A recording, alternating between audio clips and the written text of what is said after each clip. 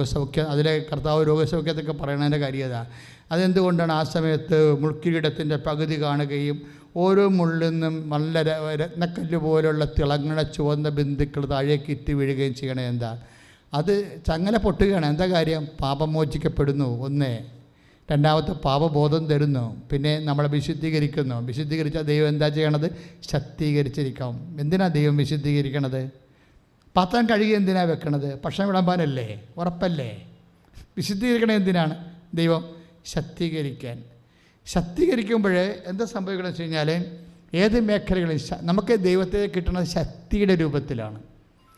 എന്നിട്ട് വ്യത്യസ്തങ്ങളായ മേഖലകളിൽ നമുക്കത് പഠനമായിട്ടും വിജയമായിട്ടും ജോലിയായിട്ടും അങ്ങനെ വീടായിട്ടും, അല്ലെങ്കിൽ ഇപ്പോൾ ഓരോരോ മനുഷ്യർക്ക് ഓരോ തരത്തിലുള്ള ബലഹീനമായ സാഹചര്യങ്ങളല്ലേ.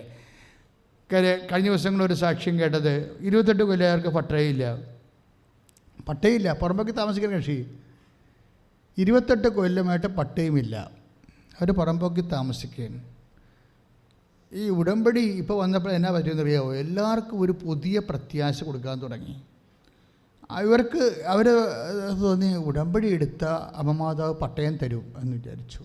കാര്യം സാക്ഷ്യങ്ങളാണല്ലോ ഏറ്റവും വലുത്. ഇപ്പോൾ സാക്ഷ്യങ്ങളിങ്ങനെ കേട്ടുകൊണ്ടിരിക്കുമ്പോൾ നമുക്ക് പുതിയ പ്രത്യാശ വരും. ദൈവം നമ്മുടെ കൂടെ വിരിക്കുന്നു എന്നല്ലേ. നമ്മുടെ സക്രിയാൻ്റെ വിശുദ്ധ നമ്മുടെ യോഹന്നാമാന്താൻ്റെ അപ്പം സക്രിയ പുരോഹിതൻ, അദ്ദേഹത്തെ പരിശുദ്ധാത്മാവ് നിറഞ്ഞ് പറയണ ഒരു കാര്യമുണ്ട്. എന്താ?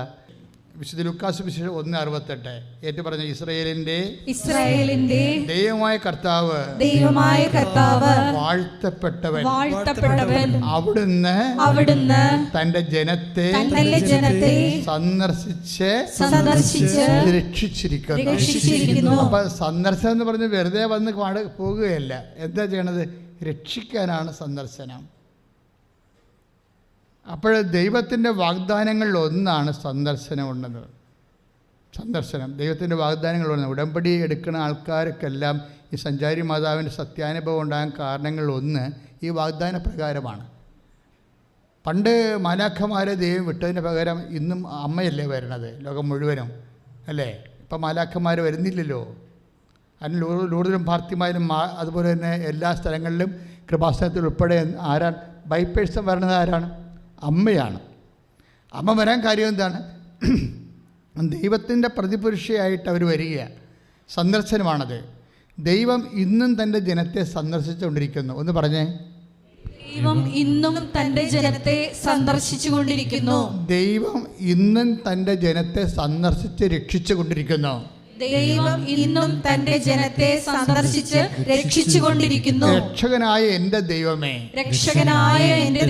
പരിശുദ്ധ അമ്മയുടെ സാന്നിധ്യവും ഉടമ്പടി എടുക്കുമ്പോൾ എൻ്റെ ജീവിതത്തിലുണ്ടാകുന്ന അമ്മയുടെ ഇടപെടലുകളും വിശുദ്ധ ലൂക്കാസ് സുവിശേഷം 1:68 പ്രകാരം ഞങ്ങളുടെ പിതാക്കന്മാരോട് അങ്ങ് വാഗ്ദാനം ചെയ്ത ദൈവത്തിന്റെ സന്ദർശനമായി തിരിച്ചറിയാൻ എഫേസ്യ ലേഖനം 1:18 അടിയൻ പ്രാർത്ഥിക്കുന്നു. ഞങ്ങളുടെ ആന്തരിക നേത്രങ്ങളെ അങ്ങ് പ്രകാശിപ്പിക്കണമേ. ശ്രദ്ധിക്കട്ടെ.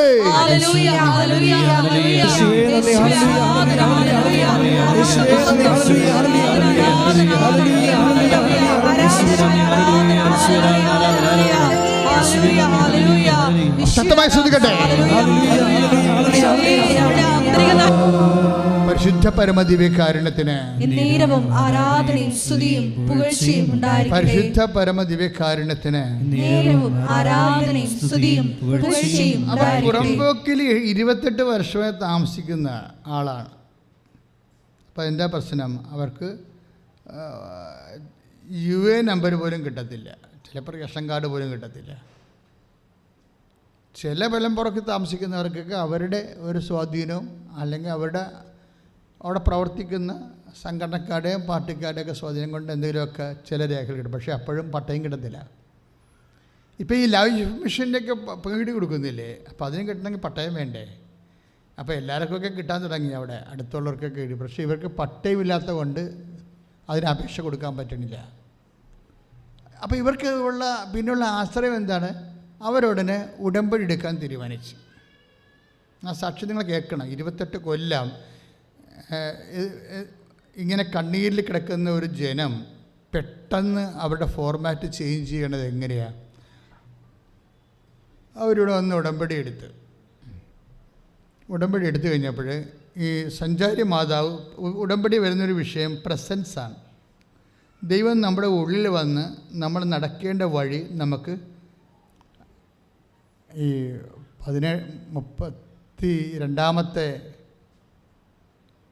32ാമത്തെ സങ്കീർത്തനമില്ലേ, 8ാമത്തെ തിരുവചനം എന്താ പറയണത്? നീ നടക്കേണ്ട വഴി, പറഞ്ഞേ, നീ നടക്കേണ്ട വഴി നിന്റെ മുഖത്ത് നോക്കി ഞാൻ ഉപദേശിക്കും. എൻ്റെ ദൈവത്തിലെ ഇതൊരു സീരിയസ് ആയിട്ടുള്ള ഏറ്റവും ടോപ്പ്, ഇന്ന് ഒത്തിരിയേറെ ആൾക്കാർ രക്ഷപ്പെടുന്നൊരു വചനമാണിത്. എന്താണ് ഈ 32:8 സങ്കീർത്തനം? എന്താണ്? നീ നടക്കേണ്ട വഴി, പറഞ്ഞേ, നീ നടക്കേണ്ട വഴി നിന്റെ മുഖത്ത് നോക്കി ഞാൻ ഉപദേശിക്കും. അപ്പോൾ ദൈവം എവിടെയായിരിക്കും നിൽക്കണത്? This is my question. നിന്റെ മുഖത്ത് നോക്കി ഉപദേശിക്കുമ്പോൾ ദൈവം എവിടെയായിരിക്കും നിൽക്കണത്? നിന്റെ മുമ്പിലല്ലേ? നിന്നോട് മുഖാമുഖം കർത്താവ് നിന്നോട് മുഖാമുഖം അടുത്ത് വരാനുള്ള സാധ്യത ഏറ്റവും കൂടുതൽ വെളിപ്പെടുത്തുന്നത് ഉടമ്പടിയാണ്. ഉടമ്പടി നമ്മൾ ദൈവമായിട്ട് ഒരു എഗ്രിമെൻ്റ് ചെയ്യല്ലേ? നീ ഒരു വ്യക്തി, ദൈവം ഒരു വ്യക്തി. ഉടമ്പടി മനുഷ്യനിർമ്മിതമല്ലല്ലോ. അതിൻ്റെ സോൾ ആൻഡ് ഫസ്റ്റ് ഇനിഷ്യേറ്റീവ് ആരാണ്? ദൈവം മുൻകൈ എടുത്ത് ചെയ്ത കാര്യമാണ്. പ്രാർത്ഥനയെക്കുറിച്ച് നിങ്ങൾ ഇപ്പോൾ ഒരു നൊവേന, അത് ഒരു മനുഷ്യൻ ഹ്യൂമൻ ഇനിഷ്യേറ്റീവാണ്. ആരോ നല്ല ഭക്തന്മാർ കണ്ടുപിടിച്ച ഒരു വഴിയാണ്. പക്ഷെ ഉടമ്പടി ദൈവം തൻ്റെ ജനത്തെ സഹായിക്കാൻ വേണ്ടി കണ്ടുപിടിച്ച ദൈവിക പദ്ധതിയാണ്. അതാണ് വിഷയം വരുന്നത്. ഈ സാധാരണ പ്രാർത്ഥനയും ഉടമ്പടിയും തമ്മിലുള്ള വ്യത്യാസം അതാണ്. അതൊരു ഡിവൈൻ ഇനിഷ്യേറ്റീവിൽ വന്നിട്ടുള്ളതാണ്. ആദ്യത്തെ ഉടമ്പടി തന്നെ ആദവുമായിട്ട് ചെയ്യണതാണ്. ഉടമ്പടിക്ക് എപ്പോഴും 2 ഭാഗങ്ങളുണ്ടാവും. എന്താണ്? നിബന്ധന ഉണ്ടാവും, ദൈവത്തിൻ്റെ നിബന്ധന ഉണ്ടാവും. അതുപോലെ തന്നെ എന്തുണ്ടാവും? അതിൻ്റെ വാഗ്ദാനം ഉണ്ടാകും. നിങ്ങൾ ജീവിക്കുമെന്ന് പറഞ്ഞ് നിബന്ധന ഉണ്ടെന്ന് പറയും. എന്താണ്? തോട്ടത്തിൻ്റെ നടുക്ക് നിൽക്കുന്ന വൃക്ഷത്തിൽ നിന്ന് ഫലം പറിക്കരുത്. പറിക്കാത്തതല്ല പ്രശ്നം, ദൈവത്തിൻ്റെ വാക്കാണ് പ്രശ്നം അവിടെ. അതായത് നിങ്ങൾക്കെന്ത് സംഭവിക്കുമെന്നുള്ളതല്ല പ്രശ്നം, അതോടുകൂടി ദൈവത്തിന് എന്ത് സംഭവിക്കുമെന്നുള്ളതാണ് വിഷയം. എല്ലാവരും പാപം ചെയ്യുമ്പോൾ നമുക്കെന്ത് സംഭവിക്കുമ്പോൾ ആ വിഷയത്തിൽ നമ്മളെ കേന്ദ്രീകരിച്ചാണ് പറയണത്. അല്ല, ഒരു പാപത്തിലേക്ക് വരുമ്പോൾ ദൈവത്തിന് എന്ത് സംഭവിക്കും? എന്താണ്? ദൈവം നിന്നിൽ നിന്ന് അകന്നു പോകുന്നു. കാര്യം എന്താണ്? കർത്താവ് പറഞ്ഞിട്ടുണ്ട്, എന്നെ സ്നേഹിക്കുന്നവൻ എൻ്റെ കൽപ്പന പാലിക്കും. അതിന് പുത്രൻ തമ്പുരാൻ്റെ കാലത്ത് മാറ്റമില്ലല്ലോ. പിതാവായ ദൈവം എന്ത് പറഞ്ഞു അത് തന്നെയാണ് പുത്രൻ തമ്പുരാനും പറഞ്ഞത്. എന്നെ സ്നേഹിക്കുന്നവൻ എൻ്റെ കൽപ്പന പാലിക്കുന്നു. അപ്പം കൽപ്പന അല്ല പ്രശ്നം. കർത്താവിൻ്റെ നിങ്ങൾ എന്നിൽ വസിക്കുവിൻ, ഞാൻ നിങ്ങളിലും വസിക്കും. ശാഖ മുന്തിരിച്ചെടി നിലനിൽക്കാത്ത ശാഖ കരിഞ്ഞു പോണതുപോലെ എന്നിൽ വസിക്കുന്നില്ലെങ്കിൽ നിങ്ങളും കരിഞ്ഞു പോകും. കരിഞ്ഞു പോകാതിരിക്കാൻ വേണ്ടി ആണ് ദൈവം ഈ കൽപ്പനകൾ നൽകുന്നത്. അപ്പോഴും ഓർക്കണം. എന്തിനാണ്? നിത്യമായിട്ട് തയത്തിട് ചേർന്ന് നിൽക്കാൻ വേണ്ടി പ്രാർത്ഥിക്കുക. കർത്താവേ, ഉടമ്പടി എടുക്കുന്നതോടുകൂടി അങ്ങയുടെ വചനത്തോട് അത് പാലിച്ചുകൊണ്ട് ഐക്യപ്പെട്ട് നിൽക്കുവാൻ എനിക്ക് പ്രത്യേക അഭിഷേകം നൽകണമേ. വചനം സാക്ഷീകരിക്കാനുള്ള പ്രത്യേക ഉൾക്കാഴ്ചകൾ നൽകണമേ. പ്രിയപ്പെട്ടവരെ, എൻ്റെ വിഷയം എന്ന് പറയുന്നത്, ഇത് അച്ഛനിങ്ങനെ നിങ്ങൾക്ക് പറഞ്ഞു തരാം, പ്രാർത്ഥിക്കാം, പക്ഷേ കഥയില്ല. എന്താ കാര്യം വെച്ച് കഴിഞ്ഞാൽ, കർത്താവ് എപ്പോഴും പറയും കേൾക്കാൻ ചെവിയുള്ളവൻ. അതാണ് പ്രശ്നം. ചില ആൾക്കാർക്ക് ചെവി ഇല്ലെന്നുള്ളത് വ്യക്തമായ കാര്യമാണ്. അതിപ്പോൾ 13:9 മത്തായിയുടെ സുവിശേഷം എന്താ പറയണത്? കേൾക്കാൻ ചെവിയുള്ളവൻ കേൾക്കട്ടെ. എന്ന് വെച്ചാൽ അർത്ഥം നമുക്ക് ഈ ചെവി കൊണ്ട്, ഈ കോളാമ്പി കൊണ്ട് വലിയ കഥയൊന്നും ഇല്ലെന്നാണ് പറയണത്. ഏത് വചനം കേൾക്കാൻ ഈ സാധനം പോരാ. കർത്താവ് പറയണത് ആന്തരിക അഭിഷേകമാണ്, വചനം ശ്രവിക്കാനുള്ള ആന്തരിക അഭിഷേകം. അതുകൊണ്ടാണ് വചനം ശ്രവിക്കാൻ ആന്തരിക അഭിഷേകം കിട്ടിക്കഴിയുമ്പോൾ നമ്മൾ മണിക്കൂറോളം ഇരുന്നുണ്ട് വചനം കേൾക്കുകയും വായിക്കുകയും വചനം കേൾക്കുമ്പോൾ തുള്ളിച്ചാടുകയും കുതിക്കുകയും ഒക്കെ ചെയ്യും. അപ്പോൾ അങ്ങനെയുള്ളവർക്ക് കർത്താവ് തന്നെ പുതിയ അപ്പോൾ ആ സംവേദനമായല്ലോ, അപ്പോൾ പുതിയ വഴികൾ തിരിഞ്ഞു കിട്ടും. പുതിയ വഴികൾ. ഇപ്പോൾ ഈ ഉടമ്പടി, ഈ പട്ടയക്കാരത്തേക്ക് എന്താ പ്രശ്നം? അവർ ഉടമ്പടി എടുത്ത് അവരെന്ത് ശുദ്ധമായ ഒരു നല്ല സ്ത്രീയാണെന്ന് നോക്കിയേ. അല്ലെങ്കിൽ അവർ കിട്ടുമായിരിക്കും അല്ലേ? 18 കൊല്ലം കിട്ടാത്ത 28 കൊല്ലം കിട്ടാത്ത പട്ടയ ഉടമ്പടിപ്പ് എവിടുന്ന് കിട്ടാനാണ് എന്ന് വേണമെങ്കിൽ ബുദ്ധി ഉപയോഗിച്ച് അവരെ ചിന്തിക്കും. പക്ഷേ അവർക്ക് ബുദ്ധിയേക്കാൾ കൂടുതൽ വിശ്വാസമാണുള്ളത്. അവരെ ചിന്തിച്ച മാതാവ് തരുമെന്നാണ് അവർ പറയണത്. അതാണ് വിഷയം. അതെന്താണ്? അത് ഈ 32:8 നീ നടക്കേണ്ട വഴി നിൻ്റെ മുഖത്ത് നോക്കി ഞാൻ നിന്നെ ഉപദേശിക്കും. അവർക്കൊരു ഉപദേശം കിട്ടി ഉടമ്പടി എടുത്തു കഴിഞ്ഞപ്പോൾ, വീട്ടിൽ ചെന്നപ്പോഴും. മകളെ, നീ ഇത് ആഗ്രഹിക്കുന്ന പറഞ്ഞ സത്യമാണ്, പക്ഷെ നീ അപേക്ഷ രാവിലെ കൊണ്ട് അപേക്ഷ കൊടുക്കാൻ പറഞ്ഞു. അപ്പോൾ തന്നെ അവർ വെള്ള പേപ്പർ എഴുതി. അത് ആരും പറഞ്ഞില്ല, അവിടെ മനസ്സിൽ അമ്മ തോന്നിക്കണതാണ്. രാവിലെ കൊണ്ട് അപേക്ഷ കൊടുക്കാൻ പറഞ്ഞു. രാവിലെ കൊണ്ടുപോയി അപേക്ഷ കൊടുത്തു. ഒരു കാര്യമില്ല, ഞങ്ങളവിടെ താമസിക്കുന്ന വർഷങ്ങളായിട്ട് ഞങ്ങൾക്ക് പട്ടയം തന്നെ. ആ ഒരു വിഷയം വില്ലേജ് ഓഫീസറിന് ഈസിയായിട്ട് കൈകാര്യം ചെയ്യാൻ പറ്റത്തില്ല. റവന്യൂ ഓഫീസറിനൊക്കെ പോട്ടെ, പിന്നെ അത് രാഷ്ട്രീയ തീരുമാനം വന്നം, പഞ്ചായത്തിൽ വെക്കണം, അങ്ങനെ കുറേ എന്തെല്ലാം നൂലാമാലകൾ പറയണമെങ്കിൽ പറയാം. പക്ഷെ മാതാവ് ഒന്നും പറയിപ്പിക്കത്തില്ല. ദൈവത്തിൻ്റെ ഒരു സംഭവം എന്ന് പറയുന്നത് നാക്കും കെട്ടും കൈയും കെട്ടും. കൈ അഴിക്കുക മാത്രമല്ല, കൈ തിരിച്ച് കെട്ടുകയും ചെയ്യും. അത് വചനത്തിൻ്റെ ഒരു റിവേഴ്സാണ്. അതായത് പണിതുയർത്താനും ഇടിച്ച് തകർക്കാനും ഞാൻ നിൻ്റെ നാവിൽ എൻ്റെ വചനം നിക്ഷേപിച്ചിരിക്കുന്നു. തിരിച്ചു തിരിയും. അപ്പോൾ ഇവരുടെ കൈയും കാലും കെട്ടി 24 മണിക്കൂറിൽ ഈ മനുഷ്യനെ എഴുതി കൊടുക്കും പട്ടയം. കൈ ഇടിച്ച് കർത്താൻ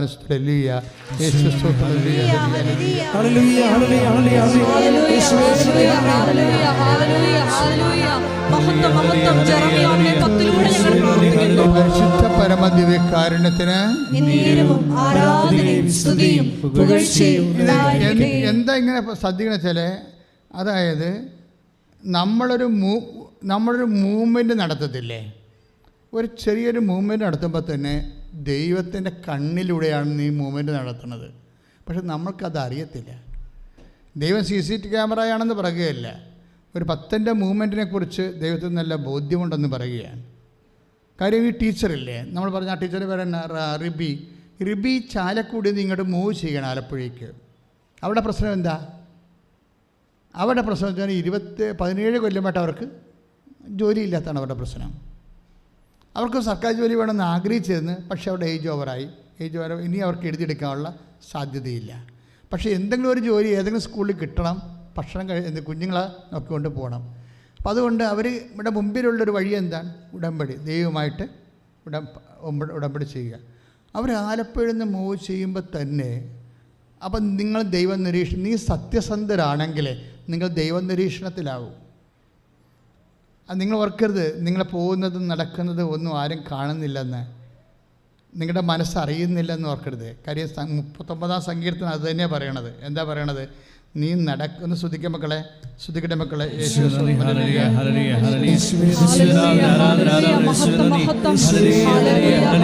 സങ്കീർത്തനം 139 വായിച്ചോളൂ.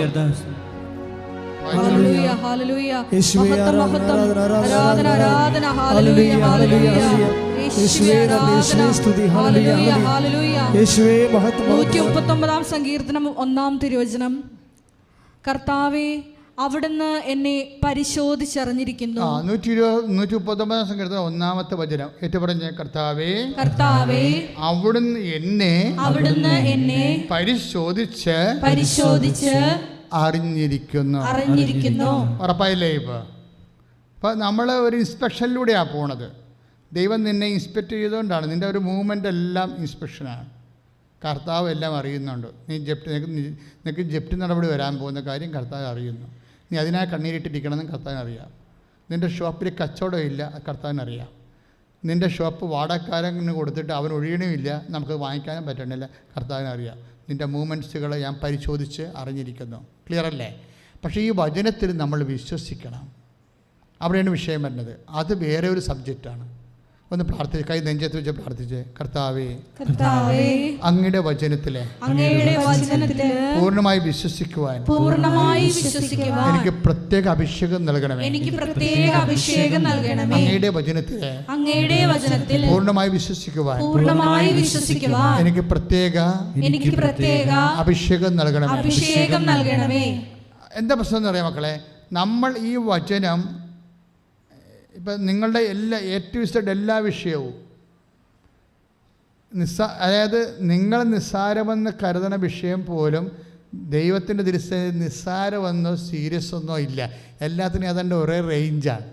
ഞാൻ ഇന്നുവരെ കണ്ടിരിക്കുന്നത് അങ്ങനെയാണ്. അപ്പം അതുകൊണ്ട് എപ്പോഴും നമ്മൾ ശ്രദ്ധിക്കേണ്ട ഇതാണ്, ഈ വിഷയം ദൈവം ശ്രദ്ധിക്കുന്നു, ദൈവം നോക്കുന്നു, ദൈവത്തിന് ഇതിനൊരു ഉത്തരമുണ്ട്. കാരണം ഞാനെന്തുകൊണ്ട് നിങ്ങൾ 8 നടപടിയുടെ പ്രമാണം മേടിച്ച് മുട്ടയിൽ നിന്ന് കൊണ്ടുവന്ന് മാതാവിൻ്റെ അടുത്ത് നിൽക്കണത്, പ്രത്യക്ഷപ്പെട്ട ഇടത്ത് നിന്ന് പ്രാർത്ഥിക്കണത്? എനിക്കറിയാം ദൈവത്തിനൊരു ഉത്തരം ഈ വിഷയത്തിലുണ്ടെന്ന്. നിങ്ങൾക്ക് നോക്കുമ്പോൾ ഒരു പിടിയും കിട്ടില്ല, ഞാൻ ഇനി എന്ത് ചെയ്യാനെന്ന് അറിയാൻ പാടില്ലെന്ന് നിങ്ങൾ പറയണത്. That's okay. പക്ഷേ ഇതിനെക്കുറിച്ച് കൃത്യമായ ഉത്തരം ദൈവതിരുസന്നിധിയിലുണ്ട്.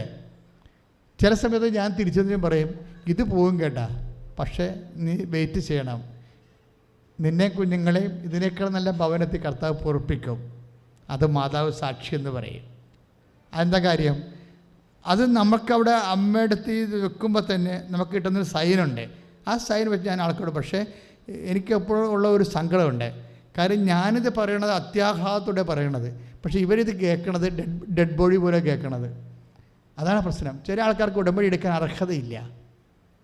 ഉടമ്പടി എടുക്കണമെങ്കിൽ ഒരു മിനിമം ദൈവസ്നേഹം വേണം, മിനിമം വിശ്വാസം വേണം, ഇതിനൊക്കെ വലിയൊരു സഹായം നിങ്ങൾക്ക് വേണം. അത് സാധാരണ മനുഷ്യർക്ക് ഉണ്ടാകാറില്ല. വിശ്വസ്തത എന്ന് പറയും. പ്രാർത്ഥിക്കുക, കർത്താവായ ദൈവമേ, ദൈവസ്നേഹത്തെ പോലെ തന്നെ വിശ്വാസത്തെ പോലെ തന്നെ വിശ്വസ്തതയാൽ എന്നെ അഭിഷേകം ചെയ്യണമേ. വിശ്വസ്തതയാൽ എന്നെ അഭിഷേകം ചെയ്യണമേ. കാര്യം ദൈവം വിശ്വസ്തനായിരിക്കും. പക്ഷേ നമ്മളും വിശ്വസ്തരാണെങ്കിലേ ദൈവം എങ്ങനെയെങ്കിലും ഈ വിഷയത്തിന് തീർപ്പ് കൽപ്പിക്കും. ഇതാണ് ഉടമ്പടി പെട്ടെന്ന് നടക്കാനുള്ള കാര്യം. എൻ്റെ മക്കൾ അച്ഛൻ പറഞ്ഞത് കേൾക്കണം, ദൈവവാക്യം പോലെ കേൾക്കണം. എന്ന് വെച്ച് കഴിഞ്ഞാൽ ഇത് വെളിപാടിൻ്റെ സമയമാണ്. അതായത് നിങ്ങൾ അനുഭവിക്കുന്നൊരു പ്രശ്നം ചിലപ്പോൾ കേസാകാം, ചിലപ്പോൾ സാക്ഷികൾ ചിലപ്പോൾ നിങ്ങൾക്ക് എതിരായിരിക്കാം, ചിലപ്പോൾ കള്ളസാക്ഷികളായിരിക്കാം, ചിലപ്പോൾ നിങ്ങളുടെ വക്കീൽ കൂറുമാറി മറുപക്ഷം ചേർന്ന് വരാം. ഇങ്ങനെയൊക്കെ വന്നാലും വിശ്വാസി പതറത്തില്ല. എന്താ കാര്യം? എൻ്റെ വക്കീൽ എൻ്റെ മാതാവാണെന്ന് പറയും. അതാണ്. അല്ലാത്തൊരു വക്കീൽ കാര്യം മാറുമോ, അതിന് ആൾക്കാർ നമുക്ക് പൈസ ഇല്ല, അവർക്ക് പൈസ ഉണ്ട്, അത് കാരണം അവർ പൈസ എറിയും, അത് ആരെയും കയറി വലവീശി പിടിക്കും. അപ്പം അങ്ങനെ വരുമ്പോൾ വക്കീലിനെ സംബന്ധിച്ചിടത്തോളം ഇത് പ്രൊഫഷൻ, എത്തിക്സിനേക്കാളുപരി അവരുടെ പ്രൊഫഷൻ്റെ പ്രോബ്ലം ആയതുകൊണ്ട് അവരെന്ത് കോംപ്രമൈസിനും, ഒരു ബ്ലാക്ക് കോംപ്രമൈസിനൊക്കെ അവർ തയ്യാറാകും. എല്ലാ വക്കീൽമാരും അല്ല, ചില വക്കീൽമാരുടെ കാര്യമാണ് ഞാൻ ഉദ്ദേശിക്കുന്നത്. വക്കീൽമാരുടെ ഉണ്ടെങ്കിൽ എന്നെ തെറ്റിദ്ധരിക്കൊന്നും വേണ്ട. ഞാൻ ഉദ്ദേശിച്ച ഇതാണ്, ചില വക്കീൽമാർ കാര്യം ഞാനും ഈ കോടതിയും കേസൊക്കെ കുറേ കണക്കണമാണ്, ഇപ്പോഴും ഉണ്ട് കോടതി കേസൊക്കെ. ആർക്കും വേണ്ടിയല്ല, ജനത്തിന് വേണ്ടി ചെയ്ത കാര്യങ്ങളല്ല, ഞാൻ പോയി എന്തെങ്കിലും കയ്യാങ്ങൾ കാണിച്ചിട്ടല്ല, ജനത്തിന് വേണ്ടിയുള്ള ഫൈറ്റിങ്ങാണ്, അവകാശ പോരാട്ടം. അത് വേറൊരു വിഷയം. ഇപ്പം ഞാൻ പറഞ്ഞു വരണ ഇതാണ് മക്കളെ, നിങ്ങൾ നടക്കേണ്ട വഴി നിൻ്റെ മുഖത്ത് നോക്കി ഞാൻ നിന്നെ ഉപദേശിക്കുമെന്ന് പറയുമ്പോൾ അതിൻ്റെ അർത്ഥം എന്താ? ദൈവത്തിന് നീ ഈ വിഷയത്തിൽ എന്താണ് ചെയ്യേണ്ടതെന്ന് അറിയാവുന്നതാണ്. ഇപ്പം നീ കടയിൽ നിൻ്റെ കട, എന്നിട്ട് നിനക്ക് പൈസ ഇല്ല വന്നപ്പോൾ നിൻ്റെ വീട് നീ ജാമ്യം മേടിച്ച്, അല്ല നിങ്ങൾ ഒരു ലോൺ എടുത്തപ്പോൾ അയാൾ പറഞ്ഞ് ഞങ്ങൾക്കങ്ങനെ ഞങ്ങളുടെ കമ്പനിക്ക് അങ്ങനെ ലോൺ കൊടുത്ത് പരിചയമില്ല, ഞങ്ങൾക്ക് നിങ്ങളുടെ ഡോക്യുമെൻ്റ് തീരെഴുതി തരണം. എന്നിട്ട് നിങ്ങളുടെ കടം തീരുമ്പോൾ നിങ്ങൾ വാങ്ങിച്ചുകൊണ്ട് പോകും. കടം തീർത്തില്ലെങ്കിൽ ഇത് ഞങ്ങൾ ഉപയോഗിക്കും. അങ്ങനെ നിവൃത്തിയില്ലാതെ എത്രയോ പേരാണ് വീട് തീറ് കൊടുത്തിരിക്കുന്നത്. അപ്പോൾ വീട് തീറ് കൊടുത്ത ആൾക്കാർ, കടക്കാർക്ക്, മണി ലെൻഡേഴ്സിന് വീട് തീറ് കൊടുത്ത ആൾക്കാർ, അപ്പോൾ നിങ്ങൾ ഓർക്കുന്നുണ്ടോ, നിങ്ങൾക്ക് ചിന്തിക്കുന്നുണ്ടോ നിങ്ങൾക്ക് ഇതിന് മറുപടിയൊന്നുമില്ലെന്ന്? ഇതിന് മറുപടിയുണ്ട്. കാര്യം എന്താണ്? നീ വന്നിരിക്കുന്നത് ദൈവത്തിൻ്റെ തിരുസന്നിധിയിലാണ്. ലോകത്തിലുള്ള മറുപടി ചിലപ്പോൾ നിനക്ക് ചെയ്യാൻ പറ്റുമായിരിക്കും. പക്ഷേ എങ്കിലും അമ്മ മാതാവ് ശാശ്വതമായ ഒരു സെക്യൂറായിട്ടുള്ള ഒരു മറുപടിയാണ് നിനക്ക് തരാൻ പോണത്. അത് അമ്മയുടെ കയ്യിലുണ്ട്. അല്ലെങ്കിൽ അമ്മയ്ക്ക് വേണമെങ്കിൽ മാനുഷികമായ ഒരു മാർഗ്ഗം ഈ കാനായിലെ കല്യാണത്തിൽ ഉപയോഗിക്കാമായിരുന്നു. അവർക്ക് വീഞ്ഞ് തീർന്നു പോയെന്ന് പറയുമ്പോൾ തീർച്ചയായിട്ടും അമ്മ പറയും അപ്പുറത്തെ വീട്ടിൽ പോയി വായ്പ വാങ്ങിക്കാൻ പറയും. ചാപ്റ്റർ അവിടെ ക്ലോസ് ചെയ്യും. അവിടെ ആ വീടിനവിടെ വായ്പ അവിടെ ആ വീട്ടിൽ വീഞ്ഞില്ലെന്ന് പറഞ്ഞ് അവിടെ തിരിച്ചു വരുമ്പോൾ പറയും കടയിൽ പോയി കാശ് കൊടുത്തിട്ട് കടയിൽ പോയി വാങ്ങിക്കാൻ പറയും. ആ വിഷയം അങ്ങനെ ക്ലോസ് ചെയ്യാവുന്നേ ഉള്ളൂ. പക്ഷേ അമ്മ അങ്ങനെ ക്ലോസ് ചെയ്യാൻ ഉദ്ദേശിക്കുന്നില്ല. അമ്മ ഇതെല്ലാം യേശുക്രിസ്തുവിനെ കക്ഷിയാക്കിക്കൊണ്ടാണ് നിൻ്റെ ജീവിതത്തിൻ്റെ പ്രശ്നങ്ങളെ പരിഹരിക്കാൻ ഉദ്ദേശിക്കുന്നത് കൊണ്ടാണ് നിന്നെ ഉടമ്പടിക്ക് തന്നെ കൊണ്ടുവന്നിരിക്കുന്നത്. കൈയടിച്ച് കർത്താവിനെ സ്വല്ലേലൂയ. ഹല്ലേലൂയ.